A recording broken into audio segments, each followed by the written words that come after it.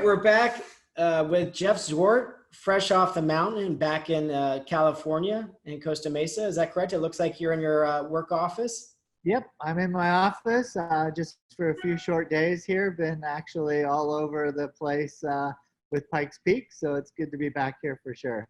Yeah, I love your helmets behind you. I see your collection of, it looks like previous race helmets. I love that. Yeah, had a few helmets over the years, that's for sure. So, I guess that's job security for the helmet manufacturers. They go out of date about every 3 or 4 years, and you have to get a new one no matter what. So it's a ongoing project, and it actually gets to be fairly expensive these days because not only are the helmets expensive, but then you go send them out for painting, and there's another bunch of money into them too. So, but it's nice to keep a. It's funny that you say that. I've never even asked you, have you done any special colors or livery or design on the Pikes Peak helmet? Is this a helmet that you've had for a while? Yeah, I've had this helmet for a while. It was interesting because the first thing I did is looked inside to see what the certification was because there's a sticker inside that says whether it's legal or not. It was still legal, and for the most part, Mobil 1 was still on board and Michelin was still on board, and I've kind of evolved this Mobil 1 ringed helmet because Mobil 1's been involved in our racing program since 1997. So it's kind of a cool, thing that's kept going. And so it's always remained on my helmet. Oh, well, with that, that's a perfect segue. Can you talk a little bit, because since we last spoke, you've released, of course, everyone has seen what I think is now an iconic design on the car. So can you talk a little bit about the Mobil 1 Pegasus that everyone's talking about? Yeah, I think it happened actually, I can't remember what the first year was, but probably it was 98 or 99 when I first ran the large Pegasus on the car. But where it really kind of went to be more refined was in 2002. We really kind of based all the graphics around the Pegasus on the car. And that was for the GT2 that I ran on the showroom stock class. And so that car made the rounds. It was at the LA Auto Show right after the event. It's been kind of at Rennsport. It's been everywhere. So probably that particular car is one of the few that have remained exactly as I raced it. And so therefore that car's kind of been around the most. And so this year when we've started putting together this program with you guys, and then to have some sponsorship come in on it, I went back to my long-standing partners in this event, especially Pikes Peak, and that was to do primarily with Mobil 1. And so I suggested that we kind of bring back the 2002 livery, which was large Pegasus and all these swirling stripes and kind of red, white, and blue. And I forget, it was an anniversary year or something in 2002 for Pikes Peak. So we kind of made it a red, white, and blue thing. And also in 2002, Pikes Peak was still being held on the 4th of July. So it was a very American independence kind of day also, let alone being the race. So red, white, and blue played in nicely to that. Ultimately, they've moved the dates of the hill climb to get off of the 4th of July weekend. And so this year, I thought it'd be great to bring back the Pegasus and also maybe combine some things that the car itself combines, being that it's a retro car in terms of its influences and the motivation for bringing it back for the 70th anniversary. It also is it's also a car that represents modern motorsport too. So we chose the colors and the graphics to have a little bit of the current kind of RSR style, the factory RSR style of graphics. Then since this was an anniversary year for Le Mans with the Salzburg car, we ran kind of Salzburg stripes that turned into Salzburg stripes as they went down the side of the car. And then we kept the kind of big giant Pegasus on the back of the car. And in this case, it's kind of cool because the wing overlays onto the end plates of the rear wing of the car too. So the whole thing is kind of a mashup a little bit of 3 influences, but right. So is the car in a way. So car being an anniversary car, being the latest from motorsport, and then being something that has a heritage to it at the same time. And I really particularly love that it's a mashup of those 3 very significant things for Porsche history. But I also love the bare carbon rear end that's underneath the tail, underneath the wing. I think that was a really nice touch. Yeah, you know, I think when we saw that car first at Monterey, it was like, oh, it was such a cool car, but it was in the Martini livery at Monterey, and it was super cool looking. But then when customers like yourselves started taking delivery of this raw carbon fiber car, it was like, whoa, it's so cool. And you know, the thing is that carbon fiber doesn't lie. You know, body work is body work, and they can fill it in and they paint it and they fix things and all that sort of thing. But carbon fiber has to be perfect for it to really be on display as raw carbon fiber. And this car is masterful with several different textures of carbon fiber, of a matte carbon fiber for the doors and a slightly glossier for the bodywork, and then high gloss for these little dive planes and things that are on the side of the car. So that mix is so beautiful. And so naturally I wanted to leave a little bit of that there to kind of give people a window into what's underneath the actual graphics on the car. So it's very cool. And I still, every time I sit in that car, I just look around me, and you know, the finish in there is suede dashboard, and the way things pop into each other, and this little knob in the center to control the lights, and you know, it's just so beautifully done. And you know, race cars are generally pretty aggro, you know, and they're just there to go fast. And you know, if we don't need something, we don't need something. But this car is totally cool in the way the finish is. And I think that's also an extra comforting thing for you as a driver, knowing that not only is this a Porsche and a race car, it's a factory built race car, and it's built to the same standards and probably even a greater standard than the road cars. So you feel very comfortable in it from the standpoint of safety and build quality and everything about it. I think that's really important. I think the audience would love to hear the story, because you've been on the mountain for 5 days of testing, correct? Of lower, middle, upper sections. So maybe you can talk a little bit about, you know, what Joey Seeley and you have been working on for motion engineering with the setup, and then really what's involved in those 3 sections, and kind of walk us through the process of Pikes Peak practice, because it's a pretty unique, special experience. Yeah, it really is. It's you know, even this morning, you know, I got up very early. I try to, even when I'm not practicing and racing on Pikes Peak, traditionally the month of June is when this happens, but now we're here.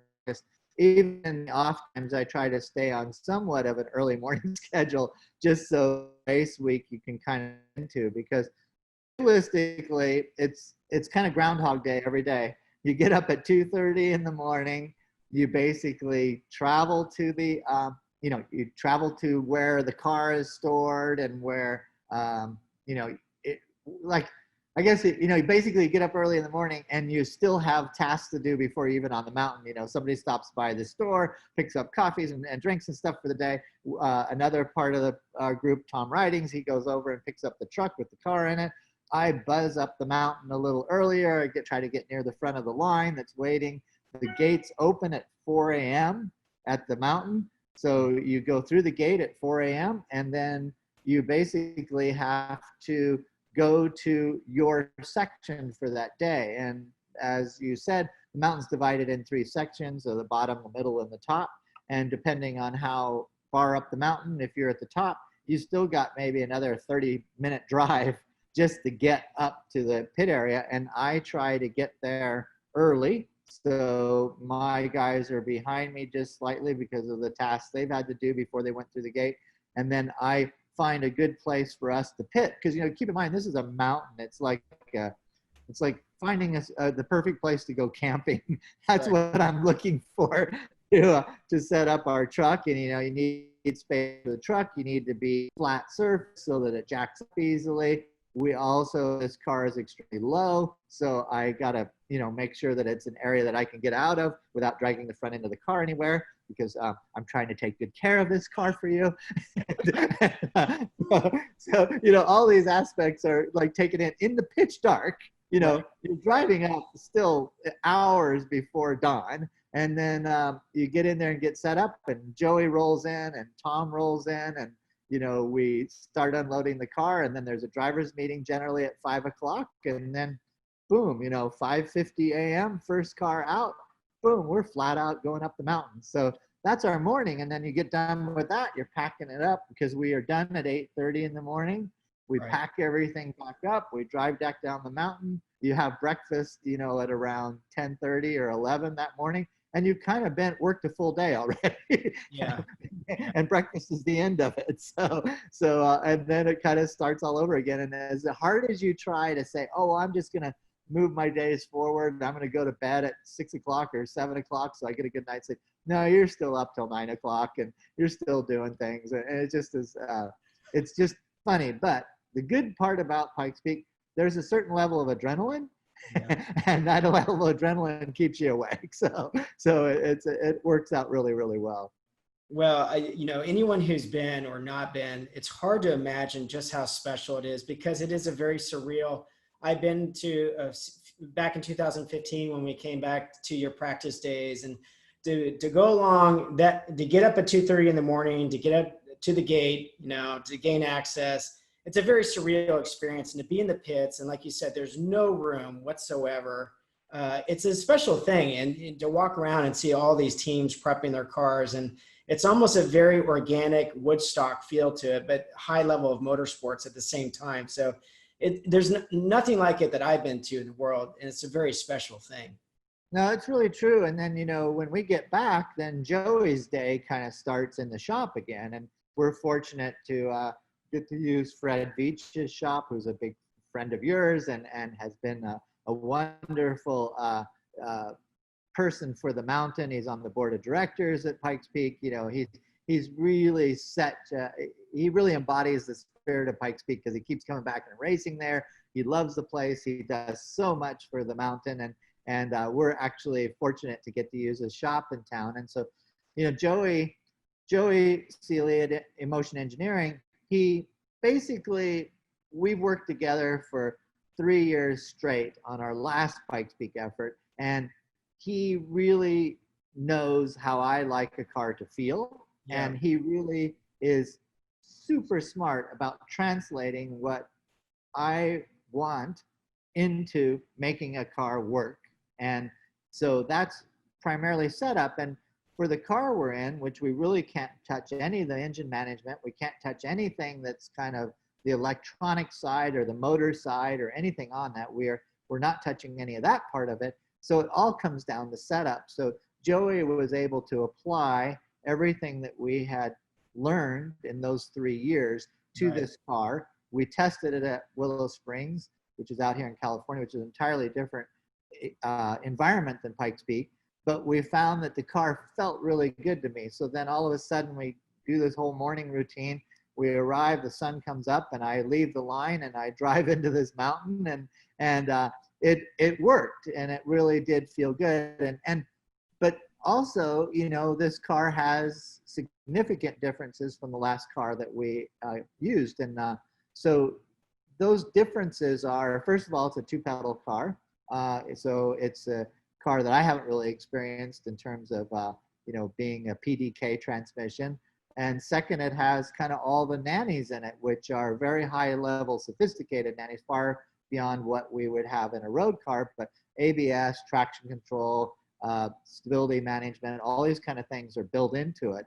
And then it's slightly heavier than what we've run before, but yet the grip levels and the chassis work so well that the Michelin tires that we have on it are just fantastic, but they work really hard. You know, they really do work hard because the car is so good. And so you have these two things of Michelin giving us the best of the best tires, the chassis dynamics of building up to maximize grip and everything. So those two things working together has been really interesting also to see how we can manage all that. But if you look at for what I really need to focus on is using all of these technologies, meaning traction control, ABS, the engine management that's in there, everything that I can have access to in this modern car, use it to the highest function, not just to a function that keeps me out of trouble. but use it to the highest level so that I can maximize ABS, maximize traction control, maximize the engine management through the PDK, those kind of things. So my learning curve has probably been steeper at Pikes Peak this year than ever before because the car is so good. And you don't want to go in there and with this latest greatest car and use it at 80%, thinking you're going fast. You want to use that car at 100% of what it has to offer to you, and that's really a difference. And the funny thing to me is that I just marvel every time I get out of this car how easy it is to drive, and maybe that's a fault, and maybe it wouldn't be so easy if I was more on the edge, but just to approach it and drive it the way I do at Pikes Peak, it just is so nice. And there's an odd feedback to it that I haven't experienced before. It's super high grip. The setup that Joey has given me, the tires that we have on it, the suspension development from Porsche, it's super high grip. I've never experienced G-forces like I have at Pikes Peak in this car. So then on top of that, it is a super light feeling car, very non-fatiguing. You could literally drive with your fingertips. The steering never gets heavy.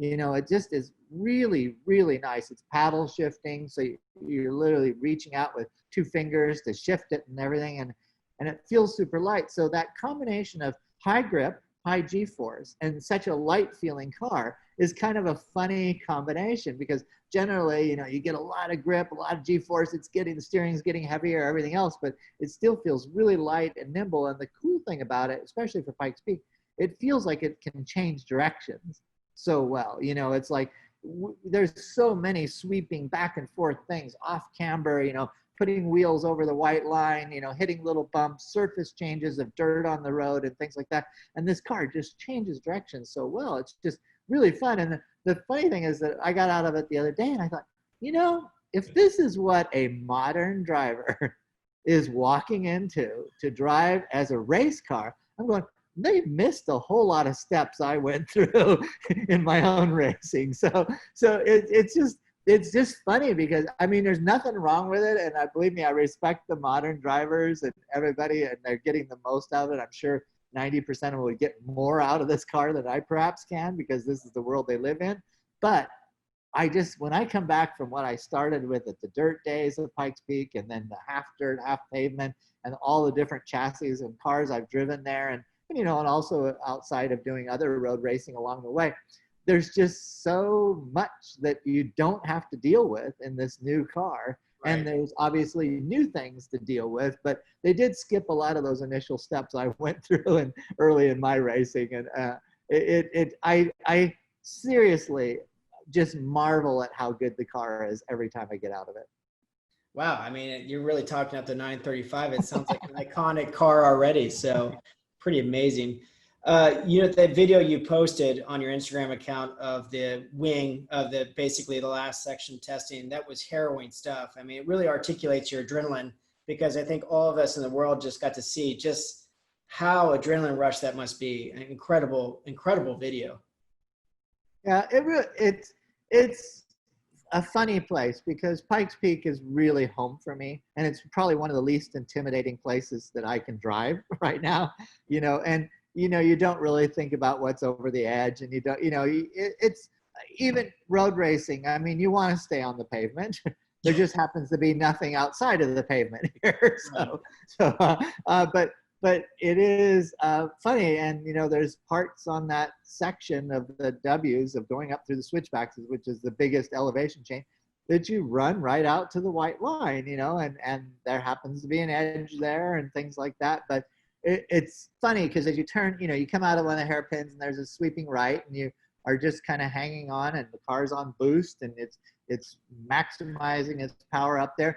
And without turning the steering wheel, it just kind of moves over to the edge of the road. But from experience that the grip levels will come up as you get closer to the edge, and that's your line, and that's just the way it is. And you're always hunting for those marks on the mountain that your goal is to get into straight braking zones and goals to get into these places where you can carry the most speed. So it's a lot to remember. You know, a traditional road course is what, 9 to 12 corners, you know, and the same scene goes around every 2.5 miles or 2.2 miles or whatever. This is 156 turns that you drive once, but it is 156 turns, but every turn has an apex. Every turn has a braking zone or an accelerating zone, depending on what it is. Every turn has an arc to it of, you know, tightening or unwinding the steering wheel. And every turn has a different camber.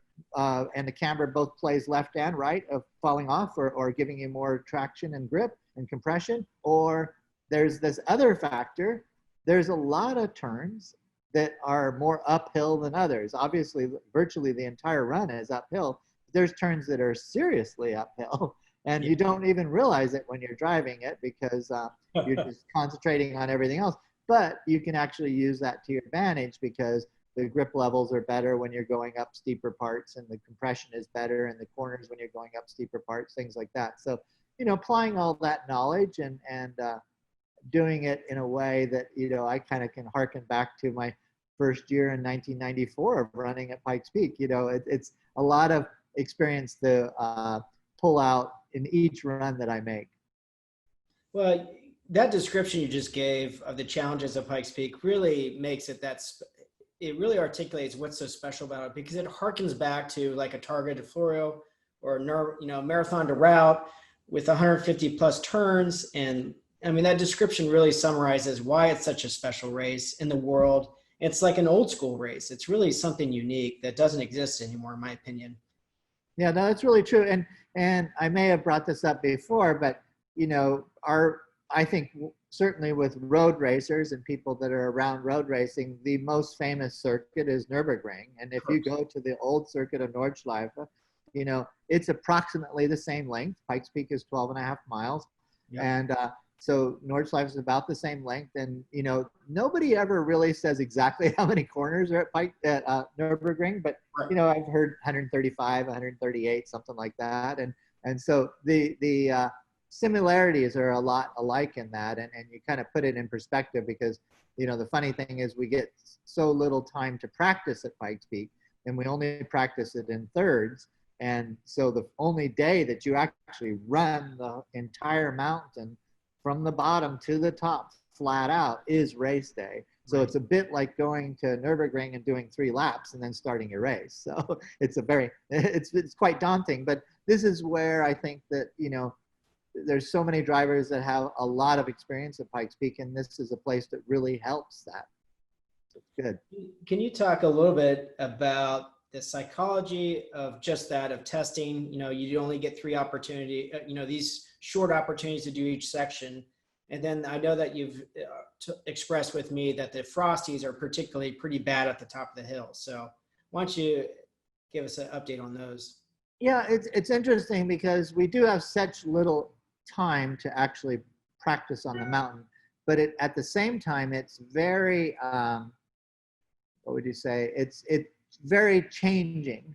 And even during the week, things change. Obviously, the surface doesn't heave differently, but the surface will be colder one day or hotter one day or dustier one day. So very often at night, they'll have super heavy winds. And those winds will bring a little bit of gravel and everything up on the surface of the track. So it changes all the time. It really is a living organism. So you kind of, in these practice sessions that we do each morning, and we're literally doing it from before the sun goes up to it coming up where it's straight in our face, to it getting a little higher, and then we're done suddenly. But that transition in just your own self of making sure that you build up, you have a good pace, that the first run is almost kind of reconnaissance run. What has changed overnight? What's become important? What hasn't become important in that run? Those kinds of things. And then the next run is the build. And then, you know, each one I try to go a little faster. But the interesting thing is that the most daunting area right now is the top, primarily because of the bumpy nature of it. And so you're trying to learn how fast can we go over the bumps, what's the best line for the bumps, because there's no way to miss the bumps in so many cases. So where is your best car position to carry as much speed and not damage it? And the 935 is a little different than other cars that I've driven there in the past because it has a huge front overhang. I would think that just over the GT2 Club Sport and the 935, I would bet you I'm another 6 or 8 inches overhang that car doesn't have. And my big fear is with this beautiful carbon fiber front splitter and everything is you're just going to pancake down if you get the position wrong in there, let alone all the buckboard stuff that goes on too of really launching the front wheels off the ground in places and everything else. It's quite severe. So I build up looking at those frost heaves, looking at those bumps, trying to figure out my best line for them. And also with some of the, back of your mind, also let's protect the car along the way here too. So it's kind of two parts there, but you're trying to figure out the fastest line. And it's interesting because drivers come back down and they just are wide-eyed and, it's like pretty terrifying because in braking zones, super bumpy, it goes into ABS early. There's just a lot to learn up there, but it's also important to remember that that bumpy section is probably only about 15% of the mountain. So you don't want to be chasing just that setup to get you through the bumps and throw it away on the bottom. So you need to find that blend of what works for both the bottom and the top. And the top, yes, is difficult. The car is working really hard up there. But as a driver, it's up to you to kind of figure out the best lines through it too. Yeah, that's fascinating. I mean, this race is just there's so many dimensions. Like you said, the mountain itself is an organism. The race conditions can change in all 3 sections on race day. I mean, there's just so much involved in it. And then I'm sure if you make a mistake in one of the corners, you have to move on to the next corner and not dwell on it. So, I mean, there's so much psychology. It literally, this is one of my favorite races in the world in history. Yeah, I agree. People, I mean, I've always been a big fan of trying to break down motorsport. I mean, motorsport is not who leaves their right foot down the longest, and it's even, we can look at NASCAR. Oh, all they do is leave the right foot down and turn left all day. The psychology and the tension and the mind games that are played from every level of sport in motorsport is super cool. Just super cool the way it works. And so I'm very, I love how heady Pikes Peak is because it really is, because you don't get any pit stops. You don't get a second lap to make a difference on. It's just put your head down and drive up the mountain and go as quick as you can, be as safe as you can, be as good at the equipment. And they're also, surprisingly, you can say it's a very short race, but with the 5,000 foot elevation change, a temperature gain and loss of maybe 20 or 30 degrees between the summit and the bottom, the way a car has to work to manage the altitude changes, all of it just adds up to a very busy moment in time. We're hoping to be under 10 minutes in this, but from a driver standpoint, you're kind of all maximized and putting that effort into that 10 minutes.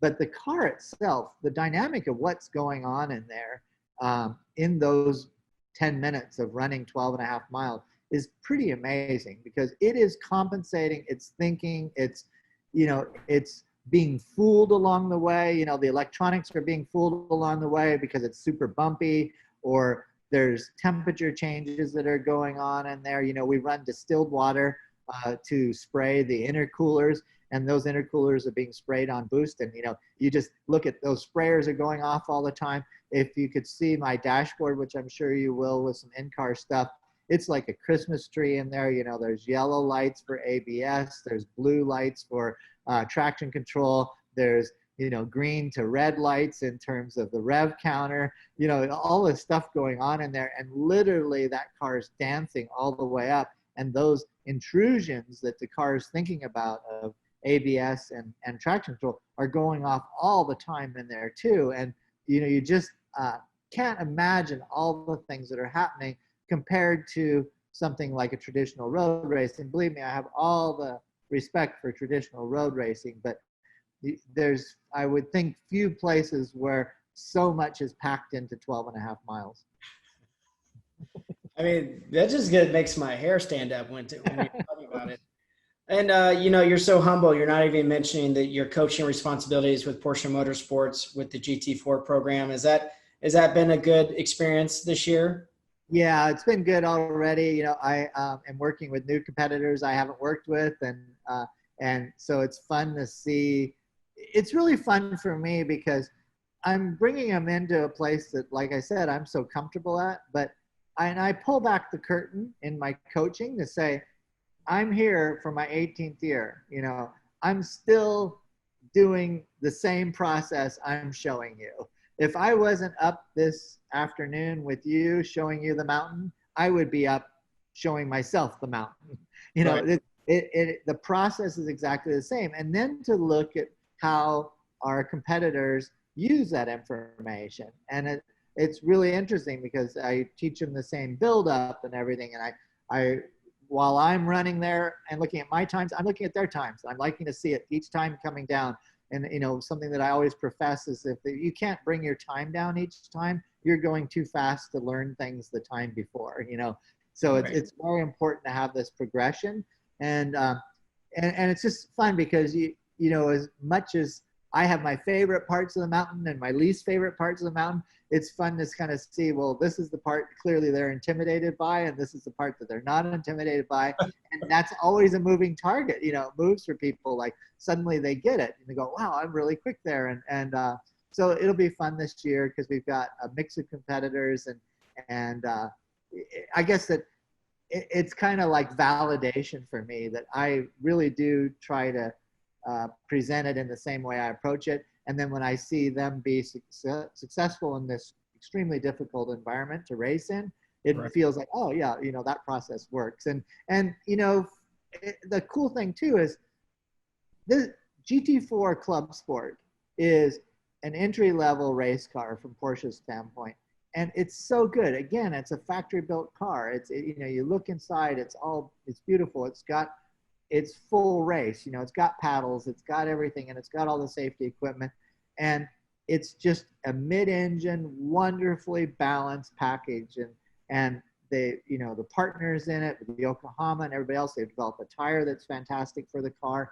It's just a great car to come to Pikes Peak for the first time in. And I haven't been able to race the last few years. And so for me to come back in the 935, which is, you know, probably one of the most aspirational cars right now, it's just fun blend to share not only my experience on the mountain, but to kind of share the experiences of an entry-level race car from Porsche, the GT4 Club Sport, and something like the 935 right on the same venue, you know. And that's what makes Pikes Peak interesting, is that it's literally a mix of grassroots to full professional. And, you know, where else could you be on the road with Sebastian Loeb or Romain Dumas and you know, That's be a on the same road with them on the same day and be hanging with them and knowing that you're going to go up just a few minutes behind them. You know, these kind of moments are unique to motorsport for sure. Well, you know, the response from Germany and the Porsche executive team, from Detlev van Platen to Klaus Zellmer, I think they're so excited that a 935 is getting used in a real international competition event. It's a pretty special event happening, and what better ambassador than yourself to be in charge of it. And we're so honored to be partnered with you. This has been a really fun, unique experience for us, and I know that you feel the same way, but just really special. No, I'm so honored that your father allowed me to partake in this with his car and also to be a part of the RoadScholars team, to be running the car up there. That part's just so fun for me. And such, this is, you know, Pikes Peak's always referred to as kind of being family. And, you know, to do this kind of with my extended Porsche family, with your dad and yourselves to run that is really, really fun for me, but it's also meaningful. You know, I feel very honored to be part of running a 935, because as I mentioned before, when I came into photography in the beginning, I was in the 935 era. I was photographing 935s, and now to get to drive one at Pikes Peak makes it very, very special. Well, Jeff, thanks for your time. Thank you so much for the update. Fascinating. I learned some things today, so just fascinating to hear your perspective, and thanks for sharing it. So thanks again, and best of luck, and we'll see you in a little over a week. I know it'll be great. So we'll be on the mountain. We have tech inspection next Monday, and the first day of practice is next Tuesday. So I look forward to updating everyone, and look forward to having you guys and your family on the mountain. So it'd be really great. But thank you for your support on everything. It's our pleasure. Look forward to it. You take care.